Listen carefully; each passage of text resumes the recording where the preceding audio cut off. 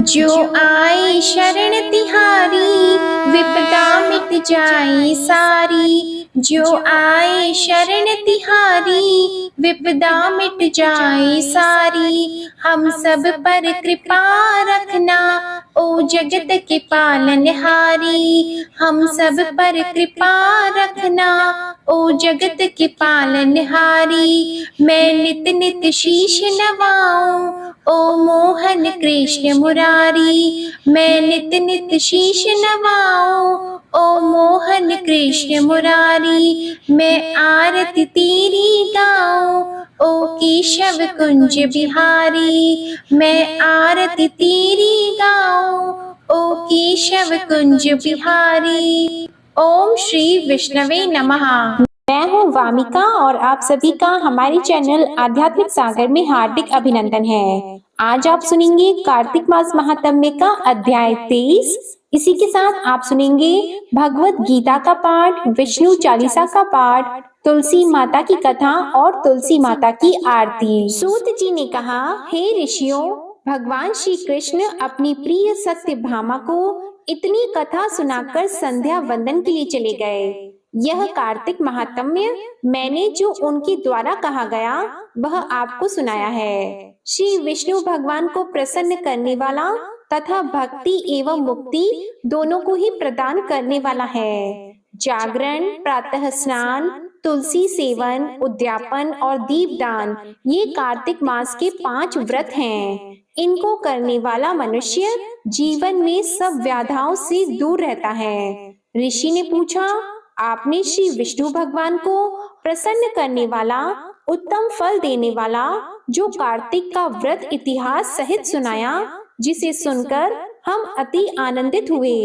आपने बताया कि यह व्रत दुखों और पापों को दूर करने वाला है। मोक्ष और काम भोग की इच्छा रखने वाले इसे अवश्य करेंगे ही। अब आप बताइए कि यह व्रत करने वाला किसी संकट में पड़ जाए या गहन वन में भटक जाए तो इस उत्तम शुभ फलदाता व्रत को कैसे संपन्न करे, क्योंकि ऐसा उत्तम व्रत कठिनाई में भी त्यागने योग्य नहीं है। तब श्री सूत जी बोले, आपने यह भला प्रश्न किया।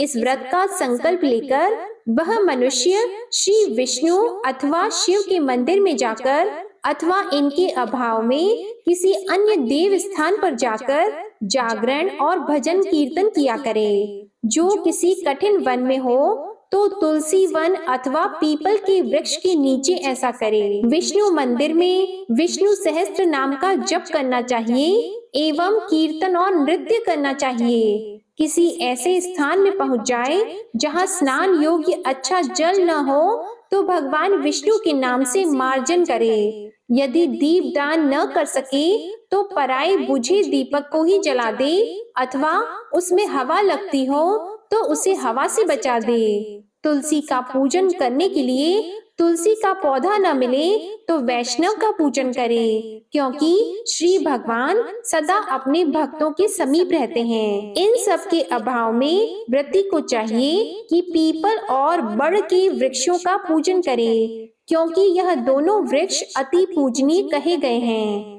व्रती को चाहिए कि वह पीपल वृक्ष का स्पर्श न करे। यदि करे तो केवल शनिवार के दिन ही स्पर्श करे। ऋषियों ने पूछा, हे महर्षि, आपने बताया कि व्रती को पीपल और बड़ वृक्षों का पूजन करना चाहिए, सो ये पूजनीय क्यों हैं? ये वृक्ष देव रूप कैसे हुए? इस संदेह का निवारण करने की कृपा करें। तब सूत जी बोले, हाँ, मैंने जो आपको बताया कि पीपल का वृक्ष विष्णु, बड़ शंकर तथा पलाश ब्रह्मा जी के रूप हैं, यह बात सत्य है। इस संबंध में आपको एक इतिहास सुनाता हूँ। एक समय किसी उत्तम वन में भ्रमण करते हुए शिव पार्वती हास विलास कर रहे थे। वहाँ अग्नि आदि देवता मनोविनोद के लिए ब्राह्मण का रूप धर के पहुँच गए और तरह तरह से विघ्न करने लगे। तब पार्वती ने विशेष सुख में विघ्न करने वाले देवताओं से कहा, कृमि और कीट आदि भी विशेष सुख का ज्ञान रखते हैं, उसका महत्व समझते हैं और उसकी मर्यादाओं का उल्लंघन नहीं करते। तुमने तो इस कार्य में विघ्न किया, सो हे देवताओं तुम सभी जड़ वृक्ष हो जाओ। सूत जी बोले, पार्वती जी द्वारा दिए गए इस श्राप के वश में ही समस्त देवताओं को दिया गया था। विष्णु, शंकर, ब्रह्मा भी क्रमशः पीपल, बड़ और पलाश रूप वृक्ष हो गए। हे मुनिवर, आपने कहा है कि पीपल के वृक्ष का स्पर्श केवल शनिवार के दिन करना चाहिए, शेष दिनों में नहीं।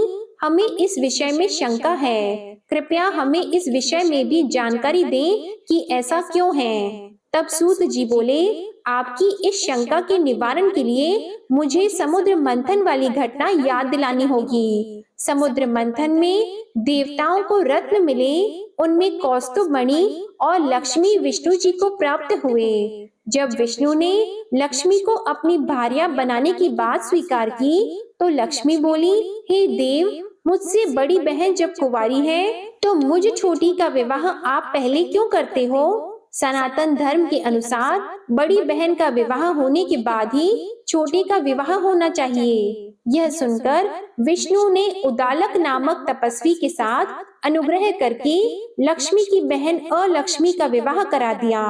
बड़ी बहन अलक्ष्मी का मुख स्थूल था, बड़े बड़े दांत, लाल नेत्र और शरीर जीर्ण एवं कृश था। धर्मज्ञ मुनि उद्यालक ने विष्णु की आज्ञा से उसको अंगीकार कर लिया और अपने आश्रम पर ले आए। वहां होम का सुगंधित धुआं उठ रहा था, वेद ध्वनि हो रही थी, सुख शांति का साम्राज्य था। ऐसे स्थान को देखकर दुखी होती हुई अलक्ष्मी बोली, हे ब्रह्मा, यह स्थान मेरे निवास योग्य नहीं है, मुझे आप किसी और जगह ले चलो। उद्यालक बोला, कांते, यह क्या बात हुई, तुम यहाँ क्यों नहीं रहोगी? अलक्ष्मी कहने लगी, स्वामी, जहाँ वेद ध्वनि होती हो, होम होता हो, भगवत भजन होता हो, अभ्यागतों का सत्कार होता है, यज्ञ दान आदि शुभ कार्य जहाँ हो, स्त्री पुरुष प्रेम पूर्वक रहते हो, देव और पितृजनों का सविध पूजन होता हो, वहाँ मैं कैसे रह सकूंगी? मेरा स्थान तो वहाँ है जहाँ दिन रात स्त्री पुरुष कलह होती हो, जहाँ कर्कश वाणी बोली जाती हो, जहाँ दुराचरण होता हो, गुरु का सत्कार न होता हो, काम चोर, आलसी और अधर्मी मनुष्यों का जहाँ निवास हो, ऐसी ही जगह मेरे लिए प्रिय है। मैं मदिरापान और गोवंश का वध करने वाले पापी हत्यारों को उत्तम मानकर उनके निवास को ही अपने योग्य मानती हूँ। आप मुझ पर कृपा करें और मुझे अन्यत्र ले चलें। उद्यालक ऋषि कुछ सोचकर बोले, कांते, जब तक मैं तुम्हारे योग्य स्थान की खोज करूं, तुम इस पीपल के वृक्ष के नीचे रहो। सूत जी बोले, इस प्रकार उस पीपल के वृक्ष के नीचे अलक्ष्मी को बैठाकर उद्यालक ऋषि उसके लिए उपयुक्त स्थान खोजने चले गए। अलक्ष्मी उनकी काफी समय तक प्रतीक्षा करती रही, लेकिन उद्यालक न लौटे। अपने को स्वामी द्वारा त्यागी हुई जानकर वह पीपल के वृक्ष के नीचे बैठी विलाप करने लगी। उसके विलाप और रुदन से बैकुंठ में विराजी लक्ष्मी जी व्याकुल हो उठी। उसने विष्णु जी से निवेदन किया, हे दयालु, आपको यदि मैं प्यारी हूँ तो आप मेरी बड़ी बहन को, जो पति द्वारा त्यागी जाने से दुखी है, उसको जाकर धीरज दो, उसे समझाओ। तब भगवान विष्णु लक्ष्मी जी के साथ वहां पहुंचकर उसे धीरज देते हुए बोले, हे अलक्ष्मी, तू चिंता क्यों करती है? तू इस पीपल को ही अपना आश्रय दान जान, यहीं पर रहा। यह मेरे अंश से उत्पन्न है, मेरा ही रूप है और मैंने तुझे यह स्थान दिया। प्रतिवर्ष कार्तिक पूर्णिमा को यहाँ पर तेरा पूजन होगा। जो व्यक्ति तुम्हारा पूजन पीपल के नीचे आज के दिन करेंगे, उनके घर में तेरी छोटी बहन अचल होकर रहेगी, जिससे तेरी अब कीर्ति नहीं होगी। अब स्त्रियों द्वारा आज के दिन धूप दीप से जो भी तुम्हें पूजेगा और जो प्रति शनिवार के दिन पीपल का सूत लपेटकर तुम्हारा पूजन करेंगे, उनके मनोरथ सिद्ध होंगे। हाँ, रविवार के दिन जो तुम्हारा स्पर्श करेगा वह दरिद्रता को प्राप्त करेगा। ऐसा कहकर विष्णु भगवान लक्ष्मी जी सहित चले गए। अलक्ष्मी वहां रहने लगी और सूत जी बोले, मैंने श्री कृष्ण सत्यभामा तथा नारद और पृथु के मध्य संवाद को आप लोगों को सुनाया है। समस्त ऋषिगण अपनी जिज्ञासा को शांत करके आनंदित हो उठे। वे सब वहां से बद्रिकाश्रम दर्शन हेतु चले गए। इस पवित्र ज्ञान से परिपूर्ण कथा को जो भी मनुष्य पढ़ेगा या सुनेगा वह पापों से दूर रहकर अपने जीवन को सुखमय बनाएगा। जय श्री कृष्ण। अब आप सुनेंगे भगवत गीता का यह अध्याय। इससे पहले मैं आपको ये बता दूं कि कल के अध्याय में आपने भगवत गीता का अध्याय 11 नहीं सुना था, तो आज की इस वीडियो में आप भगवत गीता का अध्याय 11 और अध्याय 12 एक साथ सुनेंगे। भगवान श्री कृष्ण के वचन सुनकर अर्जुन बोले, हे भगवान, मेरे पर अनुग्रह करने के लिए परम गोपनीय आध्यात्मिक विषय वचन अर्थात उपदेश आपके द्वारा जो कहा गया है उससे मेरा यह अज्ञान नष्ट हो गया है। क्योंकि हे कमल नेत्र, मैंने भूतों की उत्पत्ति और प्रलय आपसे विस्तार पूर्वक सुने हैं तथा आपका अविनाशी प्रभाव भी सुना है। हे परमेश्वर, आप अपने को जैसा कहते हो यह ठीक ऐसा ही है, परंतु हे पुरुषोत्तम, आपके ज्ञान, ऐश्वर्य, शक्ति, बल, वीर्य और तेज युक्त रूप को प्रत्यक्ष देखना चाहता हूँ। इसलिए हे प्रभु, मेरे द्वारा वह आपका रूप देखा जाना शक्य है, ऐसा यदि मानते हैं तो हे योगेश्वर, आप अपने अविनाशी स्वरूप का मुझे दर्शन कराइए। इस प्रकार अर्जुन के प्रार्थना करने पर भगवान श्री कृष्ण बोले, हे पार्थ, मेरे सैकड़ों तथा हजारों नाना प्रकार के और नाना वर्ण तथा आकृति वाले अलौकिक रूपों को देख। हे भरतवंशी अर्जुन, मेरे में आदित्यों को अर्थात अदिति के 12 पुत्रों को और 8 वसुओं को, 11 रुद्रों को तथा दोनों अश्विनी कुमारों को और 49 मरुद्र गणों को देख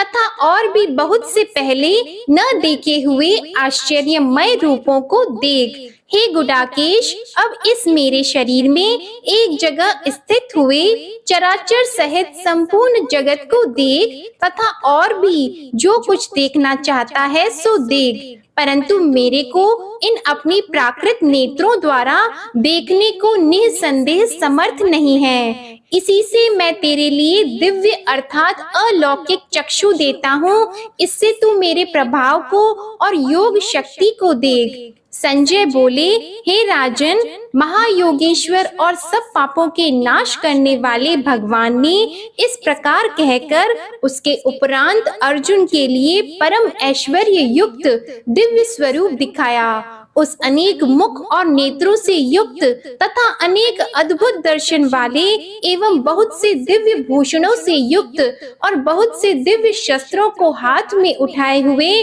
तथा दिव्य माला और वस्त्रों को धारण किए हुए और दिव्य गंध का अनुलेपन किए हुए एवं सब प्रकार के आश्चर्यों से युक्त सीमा रहित विराट स्वरूप परम देव परमेश्वर को अर्जुन ने देखा।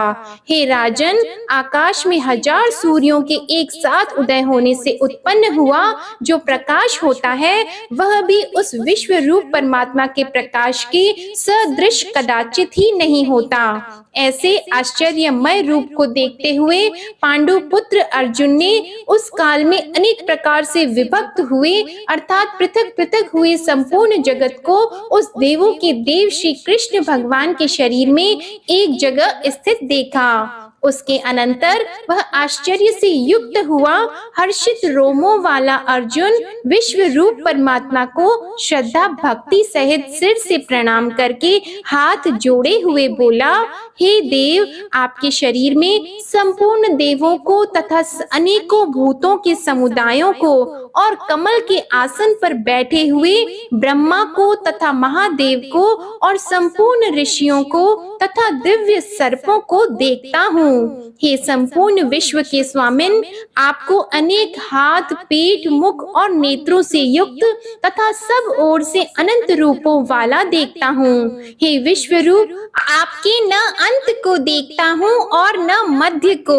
और न आदि को देखता हूँ। हे विष्णु, आपको मैं मुकुट युक्त, गदा युक्त और चक्र युक्त तथा सब ओर से प्रकाशमान तेज का पुंज, प्रज्वलित अग्नि और सूर्य के सदृश ज्योति युक्त देखने में अति गहन और अप्रमेय स्वरूप सब ओर से देखता हूँ। इसलिए हे भगवान, आप ही जानने योग्य परम अक्षर हैं, अर्थात पर ब्रह्मा परमात्मा हैं, और आप ही इस जगत के परम आश्रय तथा आप ही अनादि धर्म के रक्षक हैं और आप ही अविनाशी सनातन पुरुष हैं, ऐसा मेरा मत है। हे परमेश्वर, मैं आपको आदि, अंत और मध्य से रहित तथा अनंत सामर्थ्य से युक्त और अनंत हाथों वाला तथा चंद्र सूर्य रूप नेत्रों वाला और प्रज्वलित अग्नि रूप मुख वाला तथा अपने तेज से इस जगत को तपायमान करता हुआ देखता हूँ। हे महात्मन,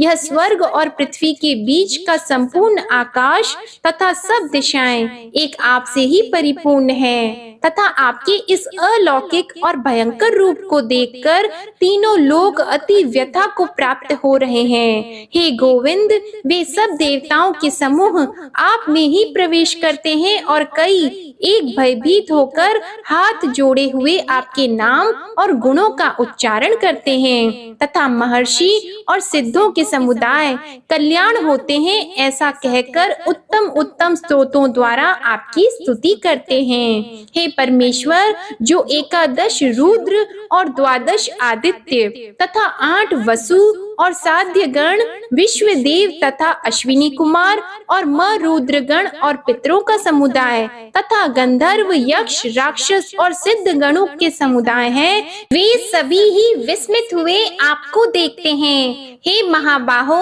आपके बहुत मुख और नेत्रों वाले तथा बहुत हाथ, जंघा और पैरों वाले और बहुत उदरों वाले तथा बहुत सी विकराल दाढ़ों वाले महान रूप को देखकर सब लोग व्याकुल हो रहे हैं तथा मैं भी व्याकुल हो रहा हूँ, क्योंकि हे विष्णु, आकाश के साथ स्पर्श किए हुए दैदीप्यमान अनेक रूपों से युक्त तथा फैलाए हुए मुख और प्रकाशमान विशाल नेत्रों से युक्त आपको देखकर भयभीत अंतःकरण वाला मैं धीरज और शांति को नहीं प्राप्त होता हूँ। हे भगवान, आपके विकराल दाढ़ों वाला और प्रलय काल की अग्नि के समान प्रज्वलित मुखों को देखकर दिशाओं को नहीं जानता हूँ और सुख को भी नहीं प्राप्त होता हूँ। इसलिए हे देवेश, हे जगन्निवास, आप प्रसन्न हो। मैं देखता हूँ कि वे सब ही धृतराष्ट्र के पुत्र राजाओं के समुदाय सहित आप में प्रवेश करते हैं और भीष्म पितामह, द्रोणाचार्य तथा वह कर्ण और हमारे पक्ष के भी प्रधान योद्धाओं के सहित सब के सब वेग युक्त हुए आपके विकराल दाढ़ों वाले भयानक मुखों में प्रवेश करते हैं और कई एक चूर्ण हुए सिरों सहित आपके दांतों के बीच में लगे हुए दिखते हैं। हे विश्व मूर्ति, जैसे नदियों के बहुत से जल के प्रवाह समुद्र के ही सम्मुख दौड़ते हैं अर्थात समुद्र में प्रवेश करते हैं, वैसे ही वे शूरवीर मनुष्यों के समुदाय भी आपके प्रज्वलित हुए मुखों में प्रवेश करते हैं। अथवा जैसे पतंग मोह के वश होकर नष्ट होने के लिए प्रज्वलित अग्नि में अति वेग से युक्त हुए प्रवेश करते हैं, वैसे ही यह सब लोग भी अपने नाश के लिए आपके मुखों में अति वेग से युक्त हुए प्रवेश करते हैं और आप उन संपूर्ण लोकों को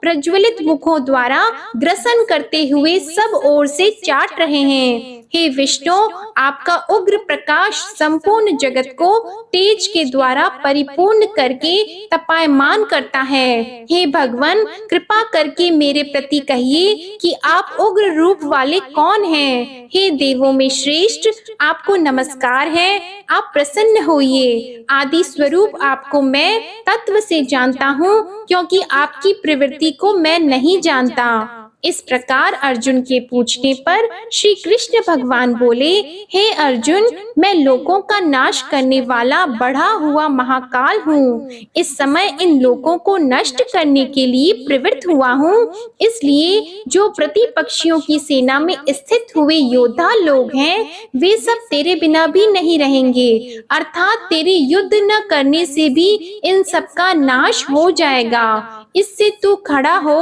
और यश को प्राप्त कर तथा शत्रुओं को जीतकर धन धान्य से संपन्न राज्य को भोग। और यह सब शूरवीर पहले से ही मेरे द्वारा मारे हुए हैं।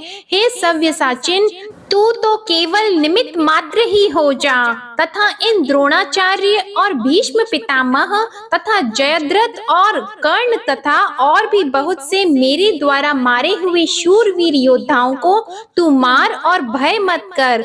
निसंदेह तू युद्ध में वैरियों को जीतेगा, इसलिए तू युद्ध कर। इसके उपरांत संजय बोले कि हे राजन, केशव भगवान के इस वचन को सुनकर मुकुटधारी अर्जुन हाथ जोड़े हुए कांपता हुआ नमस्कार करके फिर भी भयभीत हुआ प्रणाम करके भगवान श्री कृष्ण के प्रति गदगद वाणी से बोला कि हे अंतर्यामिन, यह योग्य ही है कि जो आपके नाम और प्रभाव के कीर्तन से जगत अति हर्षित होता है और अनुराग को भी प्राप्त होता है तथा भयभीत हुए राक्षस लोग दिशाओं में भागते हैं और सब सिद्ध गणों के समुदाय नमस्कार करते हैं। हे महात्मन, ब्रह्मा के भी आदिकर्ता और सबसे बड़े आपके लिए वे कैसे नमस्कार नहीं करें, क्योंकि हे अनंत, हे देवेश, हे जगन्निवास, जो सत असत और उनसे परे अक्षर अर्थात सच्चिदानंद घन ब्रह्मा है, वह आप ही हैं। हे प्रभु, आप आदिदेव और सनातन पुरुष हैं। आप इस जगत के परम आशा और जानने वाले तथा जानने योग्य और परम धाम हैं। हे अनंत रूप, आपसे यह सब जगत व्याप्त अर्थात परिपूर्ण है। हे हरे, आप वायु, यमराज, अग्नि, वरुण, चंद्रमा तथा प्रजा के स्वामी ब्रह्मा और ब्रह्मा के भी पिता हैं। आपके लिए हजारों बार नमस्कार नमस्कार हो। आपके लिए फिर भी बारंबार नमस्कार नमस्कार हो। हे अनंत सामर्थ्य वाले, आपके लिए आगे से और पीछे से भी नमस्कार हो। हे सर्वात्मन, आपके लिए सब ओर से ही नमस्कार हो, क्योंकि अनंत पराक्रमशाली आप सब संसार को व्याप्त किए हुए हैं। इससे आप ही स्वरूप हैं। हे परमेश्वर, सखा ऐसे मानकर आपके इस प्रभाव को न जानते हुए मेरे द्वारा प्रेम से अथवा प्रमाद से भी हे कृष्ण, हे यादव, हे सखे, इस प्रकार जो कुछ हठ पूर्वक कहा गया है, और हे अच्युत, जो आप हंसी के लिए विहार, शैया, आसन और भोजन आदि को में अकेले अथवा उन सखाओं के सामने भी अपमानित किए गए हैं, वह सब अपराध अप्रमेय स्वरूप अर्थात अचिंत्य प्रभाव वाले आपसे मैं क्षमा कराता हूँ। हे विश्वेश्वर, आप इस चराचर जगत के पिता और गुरु से भी बड़े गुरु एवं अति पूजनीय हैं। हे अतिशय प्रभाव वाले, तीनों लोकों में आपके समान भी दूसरा कोई नहीं है, फिर अधिक कैसे होंगे। इससे हे प्रभु, मैं शरीर को अच्छी प्रकार चरणों में रख के और प्रणाम करके स्तुति करने योग्य आप ईश्वर को प्रसन्न होने के लिए प्रार्थना करता हूँ। हे देव, पिता जैसे पुत्र के और सखा जैसे सखा के और पति जैसे प्रिय स्त्री के, वैसे ही आप भी मेरे अपराध को सहन करने के लिए योग्य हैं। हे विश्वमूर्ते, मैं पहले न देखे हुए आश्चर्यमय आपके इस रूप को देखकर हर्षित हो रहा हूँ और मेरा मन भय से अति व्याकुल भी हो रहा है। इसलिए हे देव, आप उस अपने चतुर्भुज रूप को ही मेरे लिए दिखाइए। हे देवेश, हे जगन्निवास, प्रसन्न होइए। हे विष्णु, मैं वैसे ही आपको मुकुट धारण किए हुए तथा गदा और चक्र हाथ में लिए हुए देखना चाहता हूँ। इसलिए हे विश्वरूप, हे सहस्त्रबाहो, आप उस ही चतुर्भुज रूप से युक्त होइए। इस प्रकार अर्जुन की प्रार्थना को सुनकर श्री कृष्ण भगवान बोले, हे अर्जुन, अनुग्रह पूर्वक मैंने अपनी योग शक्ति के प्रभाव से यह मेरा परम तेजोमय सबका आदि और सीमा रहित विराट रूप तेरे को दिखाया है, जो कि तेरे सिवा दूसरे के पहले किसी ने नहीं देखा। हे अर्जुन, मनुष्य लोक में इस प्रकार विश्व रूप वाला मैं न वेद और यज्ञों के अध्ययन से तथा न दान से और न क्रियाओं से और न उग्र तपो से ही तेरे सिवा दूसरे से देखा जाने का शक्य हूँ। इस प्रकार के मेरे इस विकराल रूप को देखकर तेरे को व्याकुलता न होवे और मूढ़ भाव भी न होवे और भय रहित प्रीति युक्त मन वाला तू उस ही मेरे इस शंख चक्र गदा और पद्म सहित चतुर्भुज रूप को फिर देख। उसके उपरांत संजय बोले,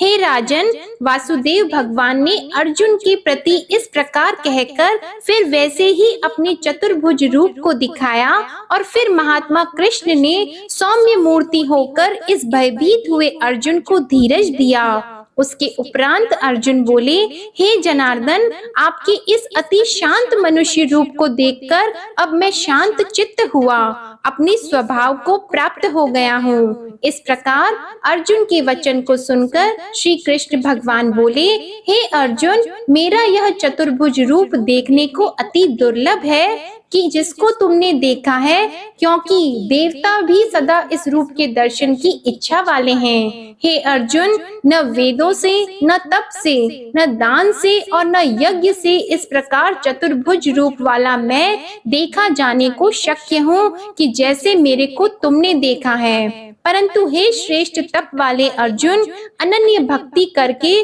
तो इस प्रकार चतुर्भुज रूप वाला मैं प्रत्यक्ष देखने के लिए और तत्व से जानने के लिए तथा प्रवेश करने के लिए अर्थात एक ही भाव से प्राप्त होने के लिए भी शक्य हूँ। हे अर्जुन, जो पुरुष केवल मेरे ही लिए सब कुछ मेरा समझता हुआ यज्ञ, दान और तप आदि संपूर्ण कर्तव्य कर्मों को करने वाला है और मेरे परायण है, अर्थात मेरे को परम आश्रय और परम गति मानकर मेरी प्राप्ति के लिए तत्पर है तथा मेरा भक्त है, अर्थात मेरे नाम, गुण, प्रभाव और रहस्य के श्रवण, कीर्तन, मनन, ध्यान और पठन पाठन का प्रेम सहित निष्काम भाव से निरंतर अभ्यास करने वाला है और आसक्ति रहित है, अर्थात स्त्री, पुत्र और धन आदि संपूर्ण सांसारिक पदार्थों में स्नेह रहित है और संपूर्ण भूत प्राणियों में वैर भाव से रहित है,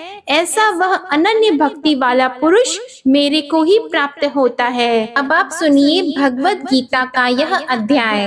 भगवान श्री कृष्ण और अर्जुन के संवाद में भगवान श्री कृष्ण के वचनों को सुनकर अर्जुन बोले, हे मनमोहन, जो अनन्य प्रेमी भक्तजन इस पूर्वाक्त प्रकार से निरंतर आपके भजन ध्यान में लगे हुए आपके सगुण रूप परमेश्वर को अति श्रेष्ठ भाव से उपासना करते हैं और जो अविनाशी सच्चिदानंद घन निराकार को ही उपासते हैं, उन दोनों प्रकार के भक्तों में अति उत्तम योग वेत्ता कौन है? इस प्रकार अर्जुन के पूछने पर श्री कृष्ण भगवान बोले, हे अर्जुन, मेरे में मन को एकाग्र करके निरंतर मेरे भजन और ध्यान में लगे हुए जो भक्तजन अतिशय श्रेष्ठ श्रद्धा से युक्त हुए मुझ सगुण रूप परमेश्वर को भजन करते हैं, वे मेरे को योगियों में भी अति उत्तम योगी मानते हैं, अर्थात उनको मैं अति श्रेष्ठ मानता हूँ। और जो पुरुष इंद्रियों के समुदाय को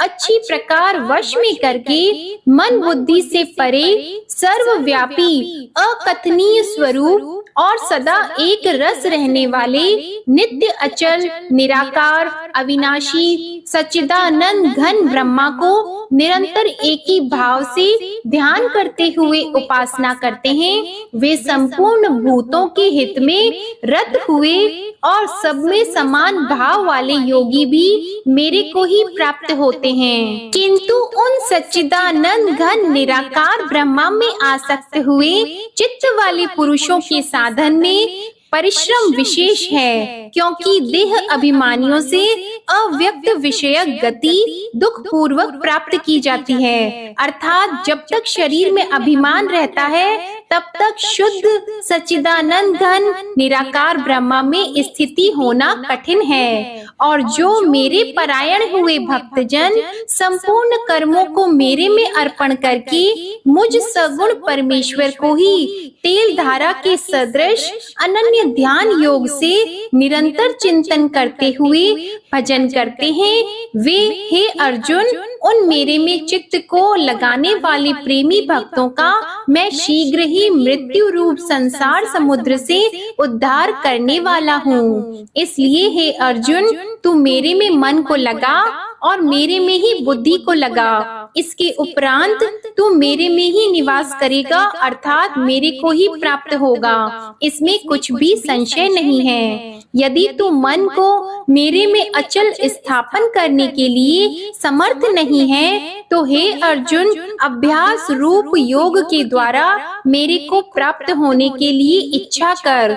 यदि तू ऊपर कहे हुए अभ्यास में भी असमर्थ है तो केवल मेरे लिए कर्म करने के लिए ही परायण हो। इस प्रकार मेरे अर्थ कर्मों को करता हुआ भी मेरी प्राप्ति रूप सिद्धि को ही प्राप्त होगा। और यदि इसको भी करने के लिए तू असमर्थ है तो जीते हुए मन वाला और मेरी प्राप्ति रूप योग की शरण हुआ सब कर्मों के फल का मेरे लिए त्याग कर दे, क्योंकि मर्म को न जानकर किए हुए अभ्यास से परोक्ष ज्ञान श्रेष्ठ है और परोक्ष ज्ञान से मुझ परमेश्वर के स्वरूप का ध्यान श्रेष्ठ है और ध्यान से भी सब कर्मों के फल का मेरे लिए त्याग करना श्रेष्ठ है और त्याग से तत्काल ही परम शांति होती है।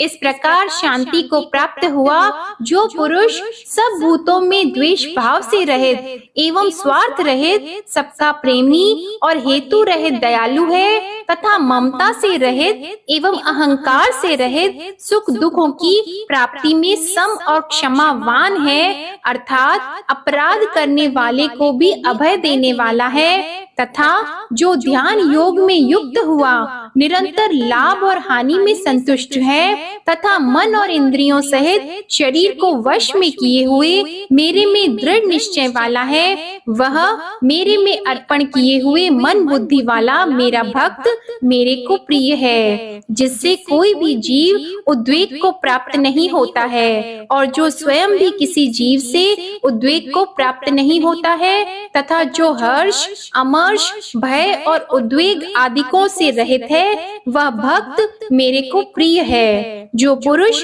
आकांक्षा से रहित तथा भीतर और बाहर से शुद्ध और चतुर है, अर्थात जिस काम के लिए आया था उसको पूरा कर चुका है एवं पक्षपात से रहित और दुष्टों से छूटा हुआ है, वह सर्व आरंभों का त्यागी अर्थात मन वाणी और शरीर द्वारा प्रारब्ध से होने वाले संपूर्ण स्वाभाविक कर्मों में कर्तापन के अभिमान का त्यागी मेरा भक्त मेरे को प्रिय है। जो न कभी हर्षित होता है, न द्वेष करता है, न सोच करता है, न कामना करता है तथा जो शुभ और अशुभ संपूर्ण कर्मों के फल का त्यागी है, वह भक्ति युक्त पुरुष मेरे को प्रिय है। जो पुरुष शत्रु और मित्र में तथा मान और अपमान में समान भाव रखता है तथा सर्दी और गर्मी सुख और दुख आदि के द्वंद्वों में समान भाव रखता है और सब संसार में आसक्ति से रहित है तथा जो निंदा और स्तुति को समान समझने वाला और मननशील है, अर्थात ईश्वर के स्वरूप का निरंतर मनन करने वाला है एवं जिस किस प्रकार से भी शरीर का निर्वाह होने में भी सदा ही संतुष्ट है और रहने के स्थान में ममता से रहित है, वह स्थिर बुद्धि वाला भक्तिमान पुरुष मेरे को प्रिय है। और जो मेरे परायण हुए अर्थात मेरे को परम आश्रय और परम गति एवं सबका आत्म रूप और सबसे परे परम पूज्य समझकर विशुद्ध प्रेम से मेरी प्राप्ति के लिए तत्पर हुए श्रद्धा युक्त पुरुष इस कहे हुए धर्ममय अमृत को निष्काम भाव से सेवन करते हैं, वे भक्त मेरे को अतिशय प्रिय हैं। अब आप सुनेंगे तुलसी माता की कथा और तुलसी माता की आरती। कार्तिक के महीने में एक बुढ़िया माई तुलसी जी को सींचती थी और कहती थी, हे तुलसी माता, सत की दाता, मैं तेरा बिरला सींचती हूँ, मुझे बहू दे, पीतांबर की धोती दे, मीठा मीठा गास दे, वैकुंठा में वास दे, चटक की चाल दे, पटक की मोत दे, चंदन का काट दे, रानी सा राज दे, दाल भात का भोजन दे, ग्यारस की मौत दे, कृष्ण जी का कंधा दे। तब तुलसी माता यह सुनकर सूखने लगी तो भगवान ने पूछा, हे तुलसी, तुम क्यों सूख रही हो? तो तुलसी माता ने कहा कि एक बुढ़िया रोज आती है और यही बात कह जाती है, मैं सब बात तो पूरा कर दूंगी, लेकिन भगवान कृष्ण का कंधा कहाँ से लाऊंगी? तो भगवान बोले, जब वो मरेगी तो मैं अपने आप कंधा दे आऊंगा, तू बुढ़िया माई से कह देना। जब बुढ़िया माई मर गई, सब लोग आ गए। जब माई को ले जाने लगे तो वह किसी से नहीं उठी। तो भगवान श्री कृष्ण एक बार 12 बरस के बालक का रूप धारण करके आए और बालक ने कहा, मैं कान में एक बात कहूंगा तो बुढ़िया माई उठ जाएगी। बालक ने बुढ़िया माई के कान में कहा, बुढ़िया माई, मन की निकाल ले, पीतांबर की धोती ले, मीठा मीठा गास ले, वैकुंठा में वास ले, चटक की चाल ले, पटक की मौत ले, कृष्ण जी का कंधा ले। यह सुनकर बुढ़िया माई हल्की हो गई। तो भगवान श्री कृष्ण ने उन्हें कंधा दिया और बुढ़िया माई को मुक्ति मिल गई। हे तुलसी माता, जैसे बुढ़िया माई को मुक्ति दी वैसे ही सबको देना। प्रेम से बोलिए श्री तुलसी महारानी की जय, भगवान श्री कृष्ण की जय। अब आप सुनिए विष्णु चालीसा का पाठ। विष्णु सुनिए विनय सेवक की चितलाए, कीरत कुछ वर्णन करो दीजिए ज्ञान बताए। नमो विष्णु भगवान खरारी, कष्ट नशावन अखिल बिहारी, प्रबल जगत में शक्ति तुम्हारी, त्रिभुवन फैल रही उजियारी। सुंदर रूप मनोहर सूरत, सरल स्वभाव मोहनी मूरत, तन पर पीतांबर अति सोहत, बैजंती माला मन मोहत, शंख चक्र कर गदा विराजे, देखत दैत्य असुर दल भाजे, सत्य धर्म मद लोभन गाजे, काम क्रोध मद लोभन छाजे, संत भक्त सज्जन मन रंजन, दनुज असुर दुष्टन दल गंजन, सुख उपजाए कष्ट सब भंजन, दोष मिटाय करत जन सज्जन, पाप काट भव सिंधु उतारण, कष्ट नाश कर भक्त उबारण, करत अनेक रूप प्रभु धारण, केवल आप भक्ति के कारण, धरणी धेनु बन तुम ही पुकारा, तब तुम रूप राम का धारा, भार उतार असुर दल मारा, रावण आदिक को संहारा।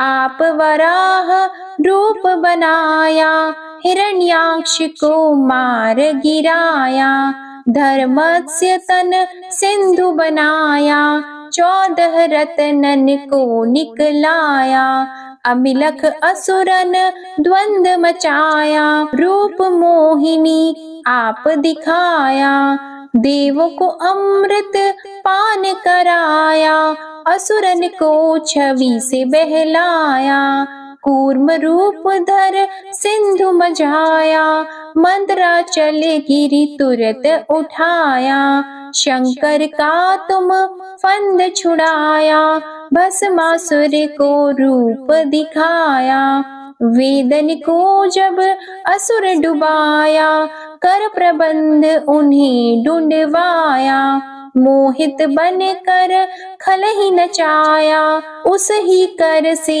भस्म कराया, असुर जलंधर अति बलदाई, शंकर से उनकी न लड़ाई, आर पार शिव सकल बनाई, कीन सती से छल खल जाई। सुमिरन कीन तुम्हें शिव रानी, बतलाई सब विपत कहानी। तब तुम बने मुनीश्वर ज्ञानी, वृंदा की सब सुरति भुलानी। देख तीन धनुज शैतानी, वृंदा आए तुम्हें लपटानी। हो स्पर्श धर्म क्षति मानी, हना असुर उर शिव शैतानी। तुमने ध्रुव प्रहलाद उबारे, हिरणाकुश आदिक खल मारे। गणिका और अजामिल तारे, बहुत भक्त भव सिंधु उतारे। हरहु सकल संताप हमारे, कृपा करहु हरि सिरजनहारे। देखहु मैं निज दर्श तुम्हारे, दीप बंधु भक्तन हितकारे। चाहता आपका सेवक दर्शन, करहु दया अपनी मधुसूदन। जानो नहीं योग्य जब पूजन, होय यज्ञ स्तुति अनुमोदन। शील दया संतोष सुलक्षण, विदित नहीं व्रत बोध विलक्षण। करहु आपका किस विधि पूजन, कुमति विलोक होत दुख भीषण। करहु प्रणाम कौन विधि सुमिरन, कौन भांति मैं करहु समर्पण।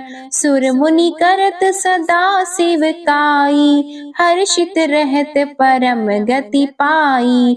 दीन दुखिन पर सदा सहाई, निज जन जान लेव अपनाई। पाप दोष संताप नशाओ, भव बंधन से मुक्त कराओ। सुत संपत्ति दे सुख उपजाओ, निज चरणन का दास बनाओ। निगम सदा ये विनय सुनावे, पढ़े सुने सो जन सुख पावे। ओम श्री विष्णवे नमः। अब आप सुनिए तुलसी माता की आरती। तुलसी महारानी नमो नमो, हरि की पटरानी नमो नमो। तुलसी महारानी नमो नमो, धन तुलसी पूरण तप कीनो। शालिग्राम बनी पटरानी नमो नमो। तुलसी महारानी नमो नमो, हरि की पटरानी नमो नमो। जाकी पत्र मंजरी कोमल, श्रीपति कमल चरण लपटानी नमो नमो। तुलसी महारानी नमो नमो, हरि की पटरानी नमो नमो। कौन से महीने बोई रानी तुलसा, कौन से महीने हुई हरियाली नमो नमो। कौन से महीने हुई तेरी पूजा, कौन से महीने हुई पटरानी नमो नमो।